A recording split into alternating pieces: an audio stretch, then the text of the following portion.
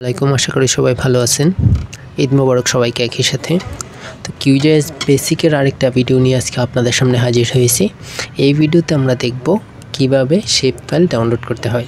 তো কিউজেএসে কাজ করার জন্য একেবারে মূল যেই ইনগ্রেডিয়েন্টসটা দরকার সেটা হচ্ছে শেপ ফাইল।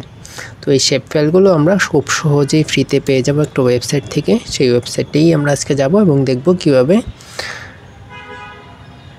সেই শেপ ফাইলগুলো ডাউনলোড করতে হয়। এর জন্য আমি প্রথমেই যাব ক্রোম থেকে গিয়ে ডিভা GIS লিখে সার্চ করব। আপনারা দেখতে পাচ্ছেন স্ক্রিনে DIVA ডিভা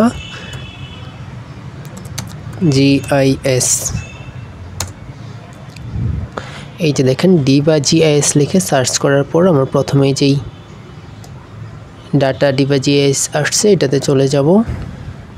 এইখানে দেখেন আমার ডাটার এইখানে কিছু ঘর আসছে যেখানে আমাকে সিলেক্ট কান্ট্রি, সিলেক্ট সাবজেক্ট, ফরম্যাটগুলো দেয়া আছে। তো এখান থেকে আমি সিলেক্ট কান্ট্রি, আমি যেহেতু বাংলাদেশে তো আমি বাংলাদেশ সিলেক্ট করব।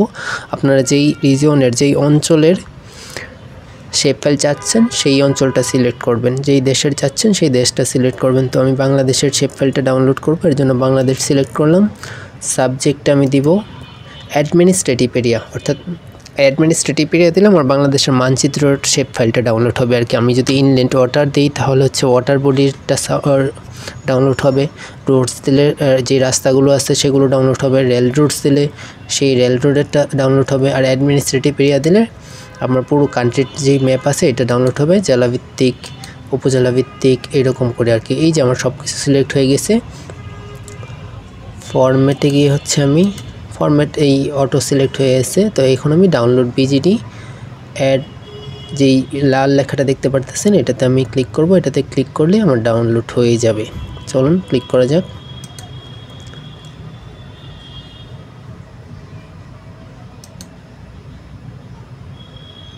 এই যে আমার জিপ ফাইলটা ডাউনলোড হয়ে গিয়েছে, চলুন দেখা যাক।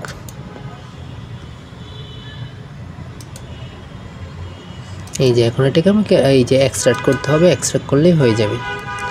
কোথায় এক্সট্রাক্ট করব সেটা একটু দেখে যাই। নিউ ভলিউম তারপর আমি যাব হচ্ছে GIS, আলাদা একটা ফোল্ডার কোড আছে GIS ফাইল। এখানে হচ্ছে নিউ ফোল্ডার এড করে নেই, যেহেতু আমার আগে ডাউনলোড করা আছে। নিউ GIS,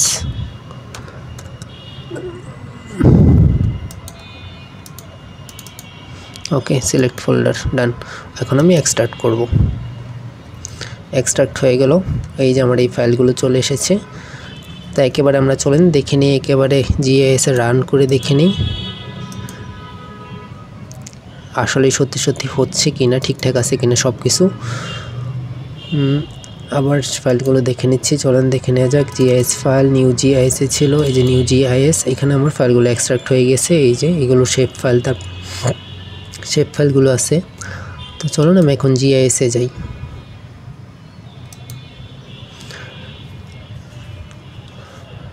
হ্যাঁ, GIS লোড হচ্ছে। এই ফাঁকে আমি একটু বলে নিই, আপনারা এই ভিডিওতে একেবারে বেসিক QGIS এর যেই জিনিসপত্রগুলো আছে সেগুলো দেখতে পারবেন এই চ্যানেলে।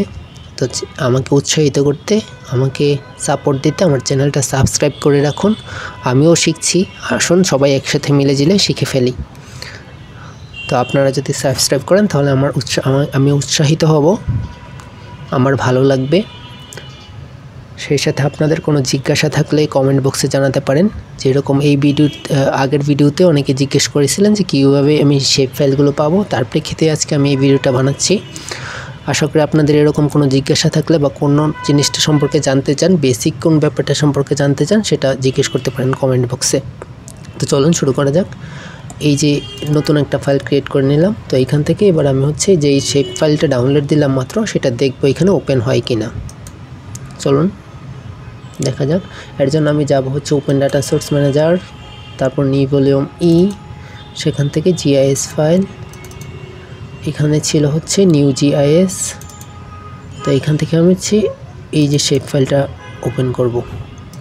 এই যে দেখেন শেপ ফাইলটা ওপেন হয়ে গেছে। আশা করি সবাই বুঝতে পেরেছেন কীভাবে খুব সহজেই বিনামূল্যে শেপ ফাইলগুলো আমরা চাইলে ডাউনলোড দিতে পারবো। ধন্যবাদ সবাইকে, সাথে থাকবেন। চ্যানেলটি সাবস্ক্রাইব করে আমাকে উৎসাহিত করবেন।